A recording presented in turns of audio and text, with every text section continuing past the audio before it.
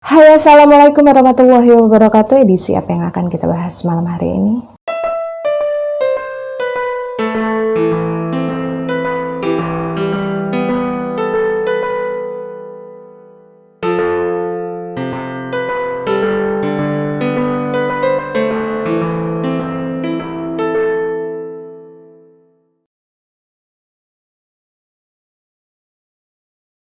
Dan semenjak semakin seringnya penampakan pocong tersebut mengganggu para warga yang beraktivitas di saat hari sudah mulai gelap ya. Si Kinan ini bilang semenjak saat itulah keadaan dusunnya itu selesai maghrib. Setelah lepas maghrib itu akan sangat sepi. Jadi semua orang itu ketika azan maghrib sudah berkumandang gitu ya, mereka akan segera masuk ke dalam rumah dan udah nggak ngelakuin apa-apa lagi. Jadi kalau misalkan ada beberapa rumah warga yang mendapatkan giliran diketuk sama pocong tersebut. Mereka juga nggak tahu ya ngetuknya pakai apa, karena kan kalau pocong secara logika kan mereka diikat oleh kain kafan.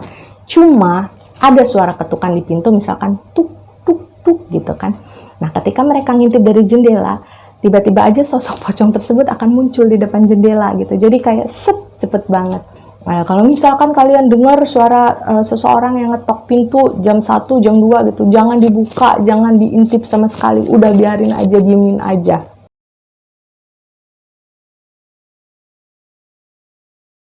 Dan tidak hanya dengan cara seperti itu penampakan pocong tersebut mengganggu para warga ya.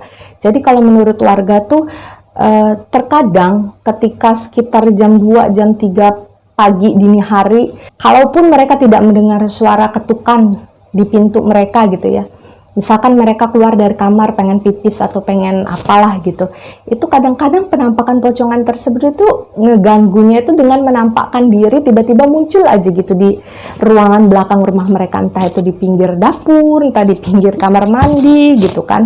Tiba-tiba ada aja nongol di situ. Dan setiap kali bertatapan muka dengan para warga, itu kalau warga bilang itu pocong tersebut akan ketawa ngikik sambil bilang, yuk melu aku yuk melu aku yuk, gitu. Dan sebenarnya pada saat itu si Kinan ini mendengarkan cerita dari banyak tetangganya bahwasanya mereka sudah sama-sama mendapatkan giliran diganggu oleh penampakan pocong tersebut ya. Kinan ini bukan tidak percaya, dia juga bukan tipe-tipe orang yang skeptis ya. Dia cukup percaya dengan keberadaan dimensi lain, tapi mungkin pada saat itu dia memang belum mendapatkan giliran diganggu secara langsung oleh pocong tersebut. Jadi Kinan ini bilang meskipun tetangga kanan kirinya pada saat itu mengaku sudah mendapatkan giliran lah ya, katakan sudah pernah diganggu, tapi nggak tahu kenapa giliran rumahnya si Kinan itu seperti dilewatin aja gitu ya, dia nggak pernah diganggu sama sekali oleh penampakan tersebut. Jadi si Kinan ini cuma bisa dengar cerita-cerita dari orang aja. Dan ada satu cerita yang disampaikan oleh Kinan yang sebenarnya mungkin menjadi salah satu cerita yang paling epik mengenai penampakan pocong tersebut di dusun mereka ya. Jadi waktu itu kalau kata si Kinan, memang sebelum adanya teror mistis mengenai penampakan pocong tersebut, memang di wilayah Sikinan ini sudah sering diadakan siskamling untuk menjaga wilayah lingkungan setempat gitu kan. Tapi setelah kemudian menyebarlah kejadian teror dari para warga yang dikatakan mengalami gangguan dari penampakan pocong-pocong tersebut gitu kan. Akhirnya siskamling yang dilakukan pun semakin giat dilakukan, meskipun memang kalau menurut Kinan setiap kali mendapatkan giliran jaga siskamling di malam-malam tertentu gitu ya, itu ada beberapa anak-anak remaja yang sebenarnya ngerasa kayak aduh kenapa saya yang dapat giliran gitu, meskipun ya mau nggak mau ya mereka harus tetap menjalankan kewajiban mereka pada saat itu. Dan waktu itu katakanlah ada 4 orang anak remaja yang mendapatkan giliran jaga pos ronda untuk melakukan siskamling. Kita sebut saja namanya Iwan, Adi, Said, dan Gion ya. Itu mereka mendapatkan giliran untuk melakukan siskamling untuk menjaga daerah setempat. Dan ketika itu mereka sama-sama berkumpul di sebuah pos ronda yang memang ada letaknya itu ada di ujung dari dusun yang mereka tinggali tersebut. Jadi di pos ronda tersebut memang sudah disediakan sebuah televisi yang bisa mereka tonton biar suasananya nggak terlalu sepi lah. Jadi si Kinan kan mendapatkan cerita mengenai pos ronda ini langsung dari si narasumber ya. Jadi dia bisa menggambarkan secara detail bagaimana cerita yang terjadi waktu itu. Jadi kalau menurut si Kinan, mereka berempat ini waktu itu sedang nonton televisi sambil menikmati cangkir kopi lah ya, sambil makan kacang kulit waktu itu. Dan ketika mereka sedang berusaha mengasyikkan diri dengan suasana yang ada, meskipun mereka mengaku sebenarnya mereka merinding karena suasana memang vibes-nya sangat sangat cukup mencekam lah di tengah-tengah kabar kemunculan dari pocong yang menampakkan diri tersebut. Jadi waktu itu si Said ini seperti mendengar suara seseorang yang bersiul. Jadi kayak gitu.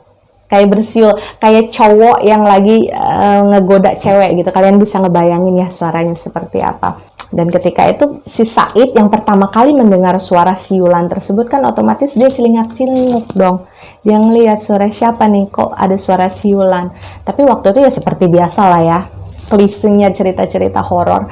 Ketika dia nyari sumber suara tersebut ya nggak ada siapa-siapa. Dan karena pada saat itu si Said ini tidak menemukan sumber suara yang dia cari, padahal dia yakin benar kalau dia mendengar ada suara siulan sebelumnya, akhirnya dia berceritalah sama teman-temannya bahwa tadi aku dengar suara ada orang siul tapi nggak ada siapa-siapa. Dan waktu itu menurut si Said, respon dari teman-temannya itu kayak, oh ya udahlah, nggak usah dipikirin, udah nggak usah dipusingin gitu, udah kita nonton aja. Dan ketika mereka sedang berusaha untuk istilahnya memfokuskan diri lah terhadap hal lain supaya mereka nggak memikirkan sesuatu yang malah membuat mereka takut gitu. Kemudian si Said ini bilang, pelan-pelan dia mulai mencium adanya aroma nggak enak seperti aroma bangkai, tapi lebih cenderung ke bau anyir darah. Jadi pada saat itu kan si Said ini langsung gak beres nih. Dia ngomong lah lagi sama teman-temannya kan, kalian nyium bau gak enak nggak? Aku nyium bau gak enak nih. Dan ketika itu ketiga temannya yang lain ya, Iwan, Adi dan juga Dion, akhirnya ikut merespon dengan memasang indera penciuman mereka. Mereka fokus nih nyari aroma yang dibilang oleh si Said waktu itu kan. Jadi kayak mereka ikut mengendus aroma apa sebenarnya yang saat itu dicium oleh si Said kan. Tapi waktu itu menurut pengakuan mereka, aroma yang kemudian mereka dapatkan dari indera penciuman mereka itu beda-beda. Jadi kalau si Said ini ngerasa dia kayak nyium bau bangke amis darah gitu ya, itu si Iwan, si Adi dan juga si Dion itu justru mencium aroma yang berbeda. Karena pada saat itu si Iwan dan si Dion ini mengaku bahwa mereka bukan mencium aroma busuk bangkai atau darah atau semacamnya gitu, bukan. Jadi mereka tuh kayak mencium adanya aroma kapur barus yang biasa dipakai untuk melapisi kain kafan yang digunakan untuk menutup jenazah gitu. Kalian bisa membayangkan lah aromanya seperti apa. Dan lain lagi dengan Adi, waktu itu dia justru mengaku seperti mencium bau bau bunga melati yang sangat melekat, seolah-olah itu ada di dekat dia. Dan ketika mereka ini sama-sama mencium aroma yang berbeda-beda ya, mereka kan ngomong satu persatu, aku nyium bau ini loh, aku nyium bau ini loh gitu. Jadi kan mereka sadar bahwa ini aromanya beda-beda nih. Dan mereka udah mulai ngerasa bahwa ini udah nggak beres nih gitu kan. Jadi waktu itu si Iwan ini berinisiatif untuk ngajak teman-temannya pergi dari pos ronda. Jadi si Iwan ini bilang waktu itu dia ngajak teman-temannya, udah yuk kita pergi aja dari sini, kita keliling aja ke rumah para warga gitu, supaya setidaknya bisa menghindari hal-hal tidak beres yang sepertinya akan segera terjadi di pos ronda tersebut. Tapi ketika mereka baru saja pengen pergi dari pos ronda tersebut, bermaksud ingin berkeliling aja lah biar nggak keganggu dengan aroma yang aneh itu kan, mereka baru berdiri nih menghadap ke sana, itu jarak sekitar 5 meter. Ada sosok penampakan pocongan, itu posisinya lagi berdiri tapi dia lagi goyang-goyangin badannya gini-gini, goyang-goyangin badannya seperti ini. Terus sambil cekikikan dia bilang, "Yuk melu aku yuk, yuk melu aku yuk." Dan pada saat itu yang sedikit membuat berbeda adalah pengakuan para remaja tersebut yang mengatakan bahwa ketika penampakan sosok pocong tersebut muncul di hadapan mereka dengan jarak yang tidak terlalu jauh, akhirnya mereka bisa menyadari bahwasanya sosok pocong tersebut memiliki wajah yang sangat mirip dengan Bude Jayanti. Jadi meskipun memang kondisi kulit dari sosok pocong tersebut terlihat mengelupas gitu ya, kayak kulit yang sudah kulit yang lembab, yang sudah lama terendam oleh air, kemudian mengelupas gitu ya. Nah, seperti itulah yang dilihat oleh keempat remaja tadi, tapi mereka bilang mereka sangat yakin bahwasanya sosok tersebut memiliki kemiripan yang sangat mirip dengan Bude Jayanti. Karena bagaimanapun kan sosok Bude Jayanti ini kan cukup dikenal oleh masyarakat sekitar, masyarakat yang ada di dusun tersebut, termasuk keempat remaja tadi. Dan ketika melihat penampakan tersebut dengan suaranya yang cekikikan, dengan ajakannya yang bikin merinding kan, akhirnya keempat remaja tadi, yaitu si Iwan, Said, kemudian Adi dan si Dion ini lari lah, mereka boro-boro lah pengen ngebalas ajakan dari pocong tersebut kan. Mereka lari, mereka benar-benar nggak ngelihat jalan karena pada saat itu kan sudah malam, mereka nggak bawa penerangan sama sekali. Dan sayangnya pada saat itu si Dion ini sempat nyusruk masuk ke dalam sawah yang mereka lewati karena memang kan benar-benar buta penglihatan mereka. Mereka benar-benar hanya menembus kegelapan aja, cari aman gitu, pengen pulang ke rumah. Dan katanya karena hal tersebut si Dion ini sampai mengalami patah kaki keesokan harinya. Dan memang tidak hanya sampai di sana ya, karena memang menurut kesaksian dari para tetangga yang rumahnya kebetulan berada persis di samping kanan kiri ataupun depan belakang dari kediaman almarhumah Bude Jayanti, itu mengatakan nggak setiap hari juga sih ya, cuma sering mereka mendengar ketika misalkan jam 4 subuh gitu ya, itu mereka seperti ngelihat ada siluet bayangan seseorang itu kayak melakukan aktivitas di dalam rumah Bude Jayanti yang memang sudah lama kosong kan semenjak beliau meninggal dunia. Jadi memang pada saat itu situasinya kalau menurut si Kinan, rumah Bude Jayanti itu kan nggak ada hordingnya, jadi dari jendela itu bisa kelihatan, dari luar itu bisa kelihatan nih kalau di dalam ada orang yang lagi lewat atau lagi jalan. Nah, para tetangga pada saat itu ketika mereka sedang melakukan aktivitas sebelum subuh gitu kan, namanya kan kalau di kampung seperti itu orang sebelum subuh udah ada yang pergi ke sawah, sudah ada yang pergi ke pasar gitu. Nah, mereka ini seperti melihat ada sosok siluet bayangan dari almarhumah Bude Jayanti itu seperti sedang melakukan sebuah aktivitas di dalam rumahnya. Jadi kayak lewat, kayak bawa sesuatu gitu. Padahal kan mereka tahu Bude Jayanti sudah beberapa bulan yang lalu meninggal dunia. Dan tidak hanya itu, sering sekali muncul suara-suara seperti seseorang sedang memasak, seperti seseorang yang sedang menutup buka panci gitu. Pokoknya hal-hal yang menurut para tetangga yang ada di sebelah kanan kiri rumah dari kediaman almarhumah ini terasa sangat ganjil dan sangat aneh. Dan meskipun banyak sekali cerita-cerita yang tersebar ya, yang diakui para warga kalau mereka mengalami hal tersebut, mereka diganggu oleh penampakan-penampakan tersebut. Sepertinya memang kalau menurut Kinan satu-satunya rumah, satu-satunya orang yang belum ditampakkan oleh ya penampakan pocong tersebut, hal-hal yang menakutkan seperti itu, memang hanya rumah dia. Hanya dia dan ibunya yang belum diperlihatkan oleh kejadian-kejadian horor tersebut. Dan menurut Kinan, di suatu hari mungkin ketika para warga ini sudah merasa bahwasanya gangguan yang diakibatkan oleh penampakan pocong tersebut sudah sangat meresahkan warga-warga sekitar ya, sudah dianggap ya lumayan membahayakan. Karena waktu itu kan si Dion juga sampai sempat kakinya patah gara-gara lari ketakutan ketika dia melihat penampakan pocong tersebut. Kemudian juga dinilai sudah mengganggu aktivitas para warga, jam tidur warga jadi terganggu. Kemudian jam malam mereka juga jadi terganggu karena mereka nggak bisa keluar rumah. Akhirnya diputuskanlah diadakan sebuah pertemuan di balai desa yang ada di dusun tersebut. Di sana para warganya itu datang ya untuk bermusyawarah, untuk berdiskusi. Kemudian juga ada Pak RT, ada Pak RW gitu yang ikut dalam diskusi tersebut, termasuk salah satunya adalah Kinan dan juga ibunya. Dan dalam diskusi tersebut kalau menurut si Kinan, satu persatu para warga yang memang sudah mendapatkan teror dari penampakan hantu tersebut itu mulai menceritakanlah kisah mereka satu persatu. Jadi memang tidak bisa dijabarkan oleh Kinannya satu persatu ceritanya seperti apa gitu kan, yang ini mengalami apa, yang ini mengalami apa, karena nanti jatuhnya akan terlalu panjang kan ceritanya. Tapi yang jelas memang hampir seluruh warga yang tinggal di dusun tersebut pasti sudah pernah mengalami gangguan tersebut. Dan memang para warga kemudian mengusulkan kepada Pak RT dan Pak RW untuk udahlah panggil Ustadz aja Pak, minta bantuan Pak Ustadz untuk bisa mengusir hantu tersebut dari dusun kita, karena misalkan ini terus-terusan terjadi ya ini akan ngeganggu kita secara kesehatan secara mental gitu kan, dan itu nggak baik untuk para warga yang tinggal di sana. Dan entah apa yang kemudian membuat si Kinan ini bilang bahwasanya pada saat itu dia sangat berani untuk memutuskan bicara di depan orang-orang yang ada di balai desa tersebut ya. Untuk pertama kalinya si Kinan ini mengungkapkan isi hatinya, mengungkapkan kekesalannya selama ini yang dia pendam terhadap para warga yang tinggal di dusun tersebut.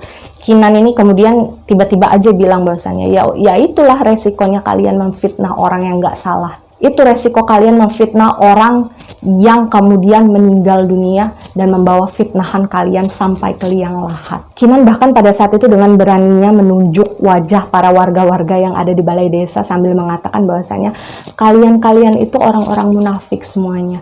Kalian tega memfitnah bude saya hanya demi membela keluarga yang baru pindah di tempat ini dan melupakan semua kebaikan yang pernah dilakukan oleh bude saya. Dan waktu itu kalau menurut si Kinan, keluarga Karto itu datang ada di balai desa tersebut. Dan ketika si Kinan menyebutkan bahwasanya warga lebih membela keluarga baru yang pindah di tempat tersebut, yang dimaksud adalah keluarga Karto lah ya, itu keluarga Karto itu langsung lirik ke arah si Kinan dengan tatapan yang tajam.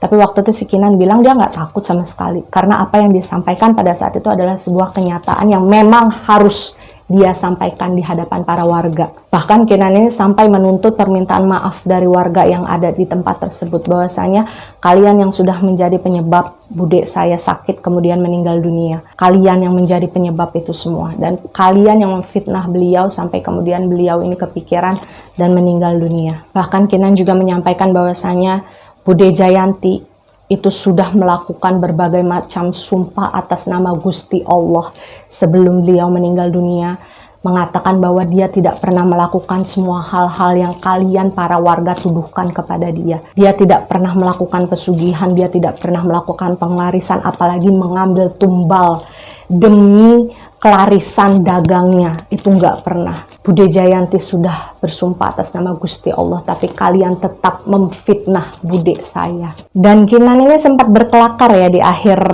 omongan yang dia sampaikan pada saat itu, bahwasanya si Kinan ini bilang bahwa ya syukurin kalau misalkan kalian sekarang dihantuin oleh penampakan pocongan yang kalian bilang itu sebagai Bude Jayanti. Wajar kok kalau kalian dihantuin, karena bude saya menuntut keadilan yang tidak pernah kalian kasih, bahkan sampai beliau meninggal dunia. Dan herannya kalau menurut si Kinan ya, pada saat itu meskipun dia ngoceh-ngoceh seolah dia nggak terkendali, dia meluapkan semua kekesalannya di depan para warga yang ada di situ, gak ada satupun warga yang waktu itu mencoba untuk menghentikan si Kinan untuk bicara. Jadi kayak si Kinan ini mendapatkan benar-benar kesempatan, ruang, dan waktu untuk menyampaikan apa yang selama ini dia pendam. Jadi para warga pada saat itu hanya cuma bisa diem, cuma bisa mendengarkan apapun yang menjadi keluh kesahnya si Kinan, kayak seolah-olah mereka juga kayak apa ya, ngerasa bersalah mungkin dengan apa yang selama ini mereka lakukan terhadap almarhumah Bude Jayanti, fitnah-fitnah yang mereka berikan terhadap Bude Jayanti, hingga akhirnya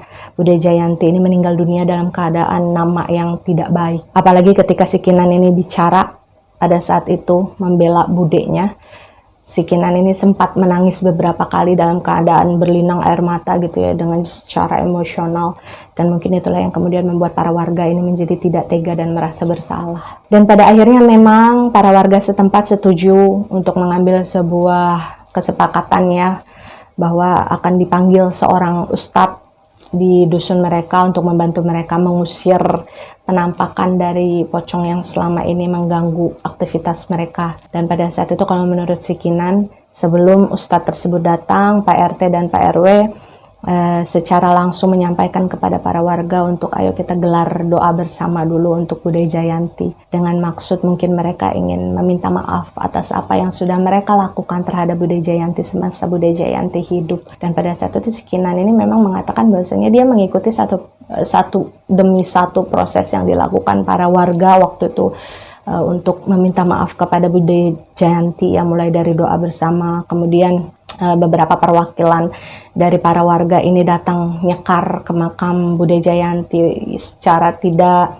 langsung berusaha untuk meminta maaf kepada Bude Jayanti atas fitnah-fitnah yang selama ini mereka tujukan kepada Bude Jayanti. Dan waktu itu si Kinan bilang bahwasanya sebenarnya di dalam hatinya belum luluh sama sekali, meskipun dia melihat para warga ini sudah berusaha untuk melakukan beberapa hal untuk meminta maaf gitu ya terhadap apa yang pernah mereka lakukan terhadap Bude Jayanti semasa Bude Jayanti hidup. Dan ketika semua proses tersebut sudah dilakukan, ketika menjelang sore hari, ustadz yang mereka undang pada saat itu sudah sampai ke dusun tempat di mana mereka tinggal. Jadi pada saat itu si Kinan ini bercerita bahwasanya ustadz itu meminta agar si Kinan dan ibunya ini mengantarkan si ustadz untuk datang ke rumah almarhumah dari Bude Jayanti yang memang sudah lama kosong. Jadi ketika itu memang kebetulan kan kunci dari pintu rumah Bude Jayanti kan dipegang oleh si Ima ya, oleh ibunya si Kinan. Jadi memang pada saat itu hanya si Kinan dan juga si Ima yang diperkenankan ikut masuk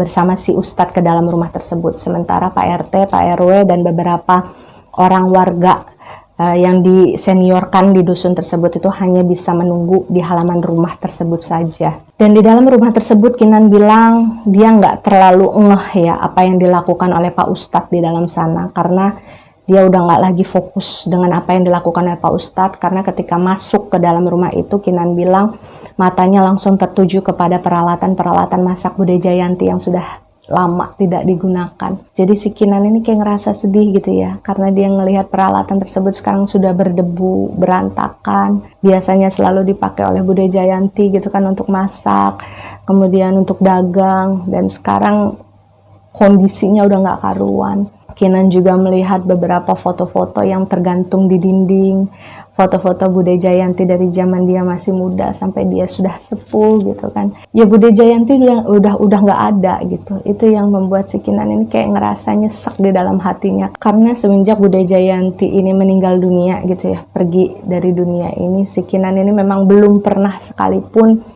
mampir lagi ke rumah Bude Jayanti, karena dia tahu dia akan ngerasa sedih kalau dia ada di sana dan melihat semua kenangan yang ada. Dan terbukti pada saat itu si Kinan ini sampai nangis sesenggukan, karena dia baru mulai ngerasa saya kangen sama Bude Jayanti gitu, saya kangen dengan segala sesuatu, sikap beliau, dengan pembawaan beliau gitu, dengan tutur kata beliau. Semua hal itu sangat dirindukan oleh si Kinan. Dan proses bagaimana kemudian Bude Jayanti ini meninggal dunia dalam keadaan yang menyakitkan itu semakin membuat si Kinan ini ngerasa bahwasanya dia nggak bisa menerima itu semua. Dan waktu itu kata si Kinan dia sampai harus dipeluk sama ibunya, ditenangin gitu ya, maksudnya udah jangan nangis, jangan sedih gitu. Gak enak ada Pak Ustadz ngelihat kalau kamu nangis seperti itu. Cuma ya gimana ya, kalau kata si Kinan namanya orang kangen sama orang yang sudah meninggal dunia itu kan rasanya sesak dan dia nggak bisa nahan tangisannya. Dan ketika si Kinan ini sedang menangis sesenggukan waktu itu, ketika si ibunya berusaha untuk menenangkan dia, si Kinan ini bilang nggak tahu kenapa dia tiba-tiba aja ngerasa badannya itu kayak enteng banget, kayak melayang. Kayak dia tuh keluar dari badannya sebentar, kemudian tiba-tiba aja suasana yang ada di sekitarnya itu gelap. Seolah-olah si Kinan ini mungkin pingsan ya, dan setelahnya dia nggak tahu apa yang terjadi kemudian terhadap diri dia sendiri. Kemudian ketika si Kinan ini merasa dia sudah tidak sadarkan diri, dia sudah tidak ingat apa-apa lagi yang terjadi setelahnya. Kelanjutan cerita ini Kinan dapatkan dari kisah yang diceritakan oleh si Ima, yaitu ibunya ya.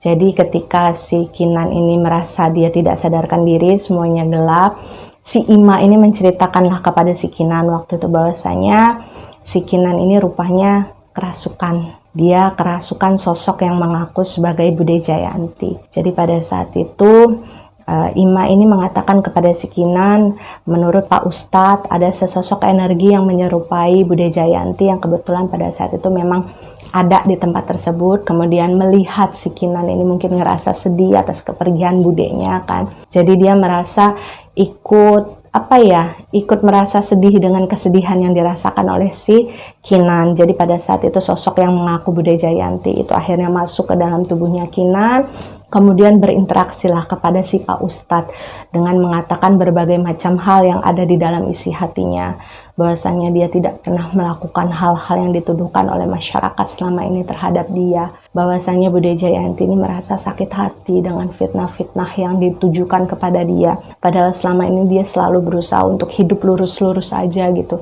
Tapi kenapa kok para warga itu kayak melupakan semua kebaikan yang pernah dilakukan oleh Bude Jayanti hanya karena gosip-gosip yang belum diketahui kebenarannya seperti apa.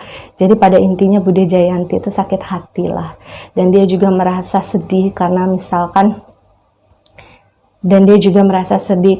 masalah tersebut pada akhirnya menyebabkan si Kinan, salah satu keponakan kesayangannya ini, merasa ikut terpukul dan ikut ngerasa sedih dengan apa yang terjadi. Sosok yang mengaku sebagai Bude Jayanti itu mengatakan bahwasanya sejak muda, sejak dia pertama jualan sarapan di kampung tersebut, dia tidak pernah memiliki niat jelek apapun pada siapapun, apalagi sampai nekat melakukan pelarisan atau pesugihan demi dagangannya laris. Jadi Bude Jayanti ini seperti tidak terima kalau misalkan dia harus pergi dalam keadaan nama dia tidak baik. Dan pada saat itu cerita ini si Kinan dapatkan secara langsung dari ibunya sendiri ya, yaitu si Ima, yang memang mendengarkan percakapan interaksi yang terjadi antara Pak Ustadz dan juga sosok yang mengaku sebagai Bude Jayanti yang masuk ke dalam raganya si Kinan waktu itu. Dan pada saat itu menurut ibunya si Kinan ya, si Ima, itu memang beliau mengatakan bahwasanya ketika si Kinan bicara dalam sosok yang mengaku sebagai Bude Jayanti ya, suaranya si Kinan memang agak berubah menjadi agak mirip dengan suara aslinya Bude Jayanti. Dan setelah selesai Pak Ustadz dan juga si Kinan ini berinteraksi, sudah selesai bicara dari hati ke hati, pada akhirnya Pak Ustadz ini membantu si Kinan ini untuk kembali sadar. Dan waktu itu ketika kembali sadar, Kinan bilang dia hanya bisa melihat keadaan sekelilingnya kembali seperti semula, bahwasanya dia sudah sadar dia berada di dalam rumahnya almarhum Bude Jayanti ya. Dan pada saat itu si Pak Ustadz ini hanya bertanya kepada si Kinan, Kinan sayang sama Bude Jayanti? Dan waktu itu si Kinan tidak menjawab secara lisannya, dia hanya mengangguk pelan sambil mengusap air matanya yang basah, basah di pipinya. Dan ketika mendengar jawabannya si Kinan, melihat si Kinan ini mengangguk, Pak Ustadz ini hanya bilang kepada Kinan bahwasanya Kinan harus ikhlas Bude Jayanti pergi. Karena pada dasarnya keikhlasan itu adalah hal yang paling penting, yang paling dibutuhkan oleh almarhumah untuk bisa merasa lebih tenang ketika dia sudah meninggal dunia. Dan pada saat itulah kalau menurut Kinan, untuk pertama kalinya Kinan ini melihat penampakan pocong yang mungkin selama ini diceritakan oleh para warga ya. Jadi ketika si Kinan ini sedang menangis sesenggukan, dia sedang bicara dengan Pak Ustadz yang ada di depannya, ekor matanya si Kinan ini seperti menangkap ada sebuah penampakan berwujud pocong yang berdiri di pojokan ruangan di dalam rumahnya si Bude Jayanti. Jadi ketika si Kinan ini kemudian melirik sebentar gini, dia yakin bahwa pocongan tersebut memang adalah Bude Jayanti, karena memang wajahnya wajah Bude Jayanti. Dan yang dilihat oleh si Kinan pada saat itu adalah sosok pocong tersebut sedang menangis. Sama halnya seperti yang pada saat itu sedang dilakukan oleh si Kinan, yang memang sedang menangis juga gitu kan, karena mereka sama-sama meratapi kesedihan dari kepergiannya si Bude Jayanti. Dan melihat sosok penampakan Bude Jayanti yang kemudian menangis di hadapannya si Kinan, Kinan bilang waktu itu dia bukannya takut ya, dia malah merasa sangat tidak tega dengan apa yang dialami oleh Bude Jayanti. Jadi dia kayak ngerasa bersalah gitu. Apakah mungkin karena ketidakikhlasan Kinan selama ini yang pada akhirnya membuat Bude Jayanti ini tidak menemukan ketenangan setelah kematiannya. Jadi waktu itu ketika dia secara tidak sengaja melihat penampakan dari sosok pocongan tersebut gitu ya, yaitu Bude Jayanti tadi, Pak Ustadz ini kembali bilang kepada si Kinan bahwa kalau misalkan nanti para warga melakukan proses mendoakan gitu ya dari Bude Jayanti supaya bisa lebih tenang, kemudian menyampaikan rasa maaf mereka secara langsung kepada keluarga yang bersangkutan dengan Bude Jayanti, yaitu Kinan dan juga ibunya. Si Pak Ustadz ini meminta supaya setelahnya Kinan juga harus berjanji bahwasanya Kinan harus ikhlas atas apa yang sudah menimpa Bude Jayanti, kemudian harus bisa menerima kepergian Bude Jayanti, karena memang itu yang paling dibutuhkan oleh Bude Jayanti saat ini. Karena memang Pak Ustadz ini bilang bahwa secara tidak langsung beliau ini merasakan bahwasanya ketika Bude Jayanti ini mungkin meninggal, si Kinan ini seperti mengucapkan sesuatu yang pada akhirnya membuat Bude Jayanti ini merasa berat untuk meninggalkan kehidupan yang ada di dunia ini. Secara keduniawiannya itu kayak nggak bisa lepas. Dan apa yang diucapkan oleh Kinan pada saat itu mungkin tidak sengaja terdengar oleh jin yang ada di tempat tersebut, kemudian di copy paste lah residual energi dari si Bude Jayanti yang pada akhirnya membuat sosok tersebut menjadi penampakannya si Bude Jayanti, padahal sebenarnya yang namanya orang meninggalkan ruhnya pasti sudah kembali kepada Tuhan, tapi residual energi dan residual memorinya tersebutlah yang pada akhirnya katakanlah gentayangan untuk menuntut keadilan yang memang seharusnya dia dapatkan. Dan Pak Ustadz ini bilang ya bahwasanya memang ada orang-orang yang dijuluki sebagai mulut pahit ya. Jadi mulut pahit itu adalah orang yang ketika dia mengucapkan sumpah serapah, sumpah yang jelek-jelek gitu, nyumpahin orang gitu ya, itu akan menjadi kenyataan. Itu ada memang orang-orang seperti itu. Secara energi memang ada orang-orang seperti itu. Dan sayangnya orang-orang yang memiliki mulut pahit itu seolah tidak bisa dibedakan dengan orang-orang biasa, karena memang mereka nggak punya ciri khas tertentu. Itulah kenapa mungkin orang-orang tua zaman dulu kan selalu mengingatkan kepada kita, anak-anaknya, cucu-cucunya, untuk selalu menjaga lisan. Jangan suka bicara sembarangan, karena terkadang yang mulut pahit itu ya akan selalu kejadian apa yang dia sumpahin terhadap orang, dan itu kan jatuhnya tidak baik. Jadi itulah kemudian Pak Ustadz ini mengatakan kepada si Kinan, ya sudah dilepaskan Kinan, direlakan, dibiarkan, biar apa yang menjadi ranahnya Allah Subhanahu wa Ta'ala menjadi ranahnya beliau. Dan setelah kesepakatan pun akhirnya disetujui oleh Kinan bahwasanya dia akan merelakan kepergian Bude Jayanti. Kalau misalkan para warga yang ada di dusun tersebut secara resmi gitu ya, secara langsung meminta maaf kepada keluarga yang berkaitan langsung dengan Bude Jayanti, yaitu dia dan juga ibunya, itu dilakukan. Akhirnya si Kinan, Ima, dan Ustadz ini sama-sama keluar dari rumah almarhumah Bude Jayanti waktu itu. Jadi si Kinan ini posisinya ada di tengah dan dia dibantu berjalan oleh si Ustadz dan juga oleh si Ima, ibunya, karena memang kondisinya pada saat itu dia masih lemes ya, karena mungkin dia baru saja mengalami sebuah mediumisasi. Dan pada saat itu Pak Ustadz ini menceritakanlah segala sesuatunya kepada Pak RT, Pak RW, dan juga beberapa warga senior yang memang sengaja menunggu di halaman rumah tersebut. Akhirnya ketika mereka semua diceritakan secara detail, harus begini, harus begini, harus begini kan, pada akhirnya mereka terlebih dahulu mewakili para warga yang ada di sana meminta maaf kepada si Kinan dan juga kepada si Ima atas segala fitnah yang pernah mereka tujukan kepada Bude Jayanti. Ya intinya minta maaf lah gitu.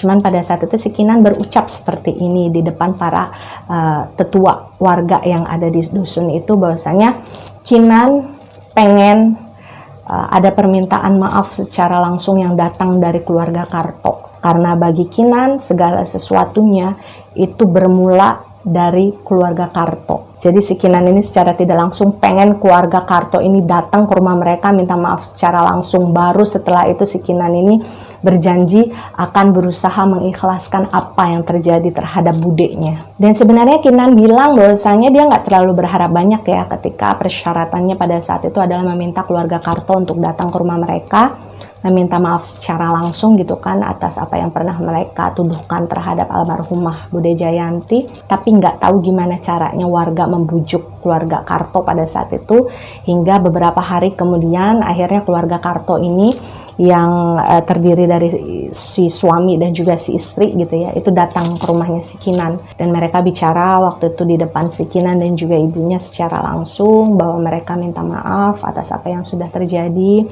Dan mereka mengakui bahwasanya ketika anak mereka si Indah itu meninggal dunia, dia memang sengaja membuat omongan bahwasanya si Indah ini mengalami keracunan setelah membeli sarapan di Bude Jayanti.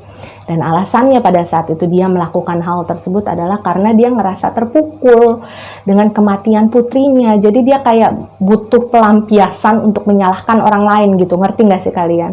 Jadi memang meskipun dinilai tidak masuk akal alasan dari si suami dari keluarga Karto tersebut, ya udahlah si Kinan cuma bisa mendengarkan alasan tersebut gitu dan berusaha untuk menerima permintaan maaf yang diajukan oleh keluarga Karto, karena apa yang sudah terjadi ya sudah terjadi, nggak bisa diulangi lagi kan waktunya. Dan memang menurut pengakuan dari pihak suami dari keluarga si Karto ini mengatakan bahwasanya sebenarnya bukan hanya warga-warga lain aja yang mendapatkan teror dari penampakan pocongan tersebut ya. Keluarga mereka juga sebenarnya mendapatkan teror yang sama. Cuma karena memang keluarga mereka benar-benar private, benar-benar tertutup, tidak pernah berinteraksi dengan warga sekitar. Jadi apapun yang pernah mereka alami mengenai teror yang mereka dapatkan, itu memang tidak pernah mereka sampaikan kepada para warga yang ada di sekitar sana. Jadi memang cuma dia dan keluarganya aja yang tahu. Dan setelah si Kinan dan juga Ima ini menilai bahwasanya permintaan maaf keluarga Karto ini ya sudah cukup tulus lah gitu ya. Kita sudah tidak bisa menuntut hal lebih lagi dari keluarga Karto karena setidaknya mereka sudah datang. Jadi ketika si Kinan ini pada akhirnya sudah menyatakan bahwa ya saya maafkan Pak Karto dan istrinya, keluarga Karto saya maafkan, dan kemudian saya sudah merelakan segala sesuatu yang terjadi terhadap diri almarhumah Bude Jayanti gitu kan ya.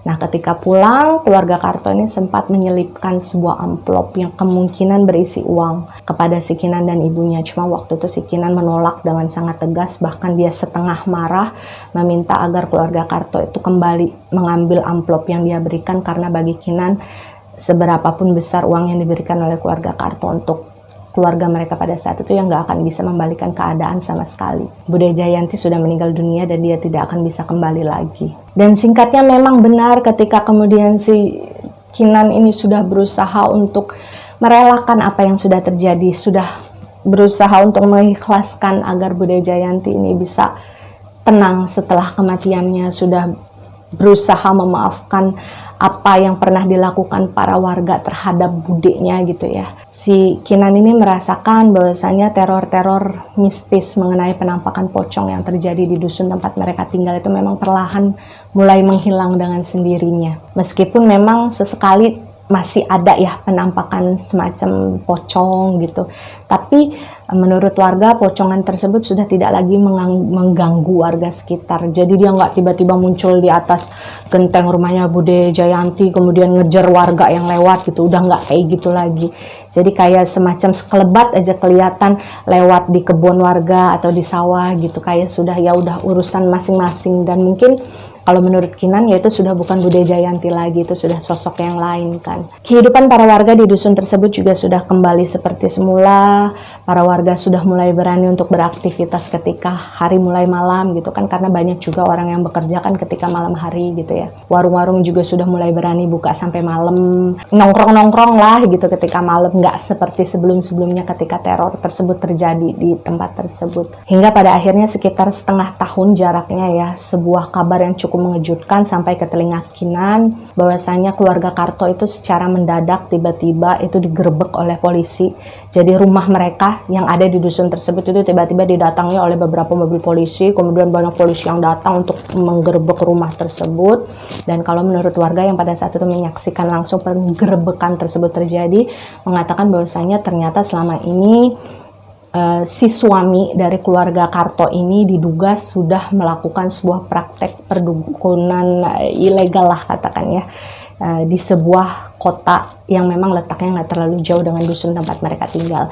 Jadi dikatakan bahwasanya dusun tersebut hanya dijadikan sebagai rumah singgah dari keluarga si Karto gitu, tapi praktek kerjanya itu ada di kota. Jadi memang mereka tuh bolak-balik aja gitu dari kota ke dusun, dari kota ke dusun, hanya sekedar untuk membuat sebuah pengelabuan lah supaya praktek dukun yang dilakukan oleh si suami dari pihak keluarga Karto ini nggak ketahuan oleh masyarakat. Dan pada saat itu kabar tersebut tentu sangat mengejutkan ya, utamanya bagi si Kinan, karena Kinan ini menilai secara penampilan keluarga Karto, entah itu si suami, entah itu si istri, ataupun satu anak mereka yang tersisa, itu penampilannya itu sangat modern gitu. Necis ya, gimana sih gaya-gaya orang kota.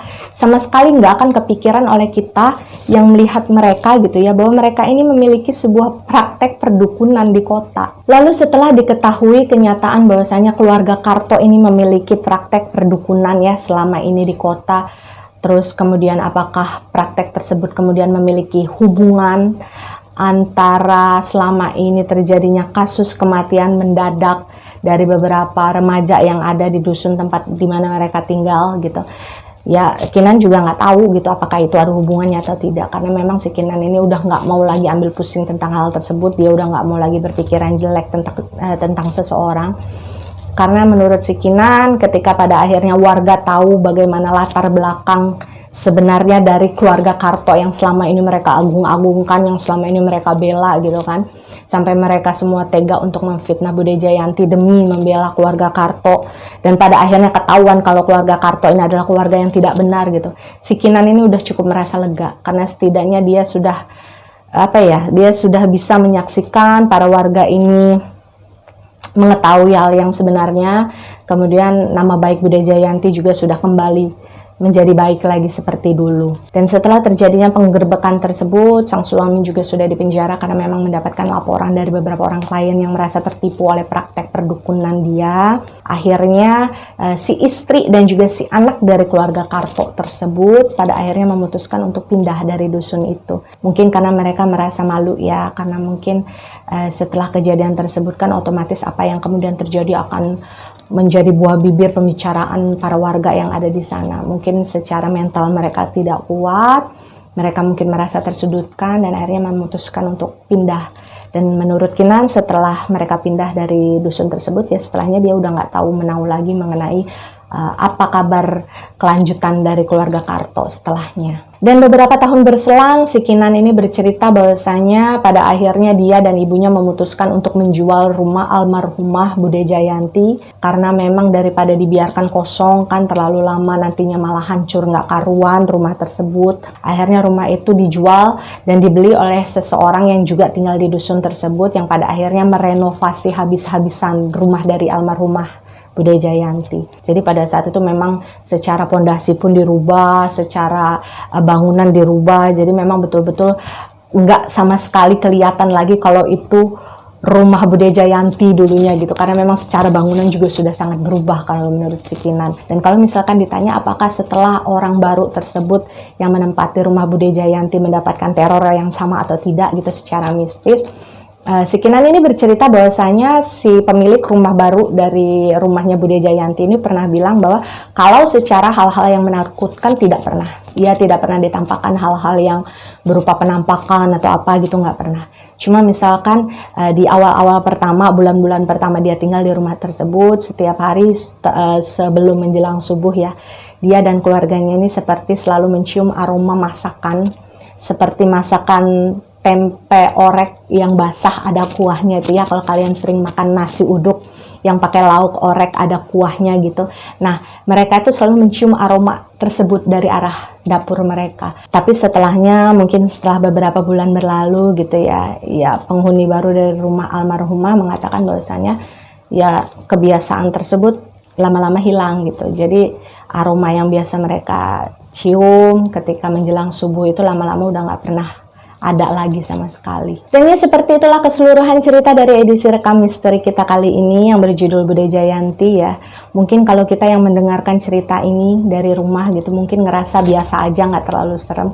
Cuma kalau kita membayangkan pada saat itu kita tinggal di sebuah wilayah di mana ada teror penampakan sesosok pocong yang sewaktu-waktu bisa datang ke rumah kamu, yang sewaktu-waktu bisa muncul di pojokan dapur atau kamar mandi kamu gitu kan, kita kan ngebayanginnya aja takut dan cukup mencekam. Dan pada saat ini si Kinan mengaku usianya sudah dewasa kan, pada saat ini dia sudah tinggal bersama keluarga kecilnya di Jakarta, dia sudah memiliki seorang suami dan juga 2 orang anak. Dan pembelajaran yang bisa kita ambil dari cerita Bude Jayanti ini sebenarnya cukup klise ya, sudah menjadi omongan-omongan para orang tua kita dahulu bahwasanya jagalah lisanmu. Mau itu posisinya kita sebagai orang yang tersakiti atau menjadi orang yang menyakiti, bahwasanya menjaga lisan itu adalah sesuatu hal yang mutlak. Karena pada apa yang terjadi pada Bude Jayanti adalah hal yang sangat menyedihkan, bahwa beliau difitnah, dituduh atas sesuatu yang tidak pernah beliau lakukan, tapi beliau memiliki keterbatasan untuk mengklarifikasi kebenarannya.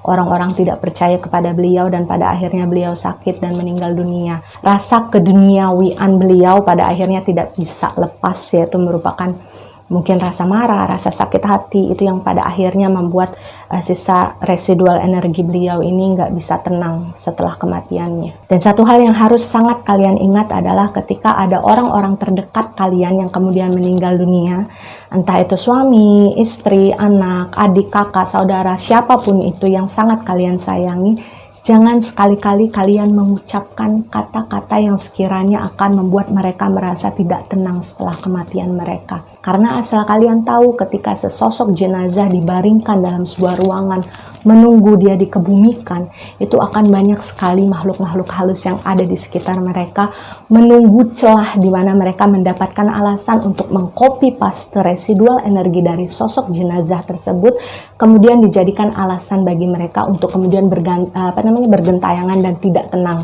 Dan satu hal yang harus kita ingat lagi adalah sebagai makhluk yang hidup bersosialisasi, jangan sekali-kali kita merasa berhak untuk menghakimi seseorang, apalagi menuduh, memfitnah atas segala sesuatu yang kita belum tahu kebenarannya seperti apa. Kita nggak usah rese lah terhadap kehidupan orang lain, karena kita juga nggak mau kan diresain oleh orang lain. Kita nggak pernah tahu apa yang bisa kita akibatkan terhadap orang yang kita tuduh atau yang kita hakimi. Jadi kita jangan sok tahu, kita jangan jadi sok hebat terhadap kehidupan orang lain, karena kita sendiri pun pasti memiliki kekurangan dan kita juga pasti memiliki aib yang pada saat ini hanya saja sedang ditutupi oleh Allah Subhanahu wa Ta'ala. Akhir kata, terima kasih sebanyak-banyaknya kepada Kinan yang sudah bersedia untuk membagi kisahnya kepada kita semua untuk didengarkan. Semoga kehidupan kamu dan keluarga kecil kamu bisa terus berjalan dengan baik dan tetap bahagia. Sehat selalu ya. Ya, percaya atau tidak itu adalah hak kalian sebagai penonton setia. Jika kalian percaya dengan apa yang saya ceritakan, maka jadikan sebagai pengalaman. Jika kalian tidak percaya, maka jadikan sebagai dongeng malam biasa. Terima kasih yang sudah nonton, terima kasih yang sudah subscribe. Jangan lupa di-share, di-like, dan di-komen. Dan juga beritahukan kepada teman-teman kalian supaya bisa ikut menonton video ini. Sampai jumpa di video berikutnya. Wassalamualaikum warahmatullahi wabarakatuh.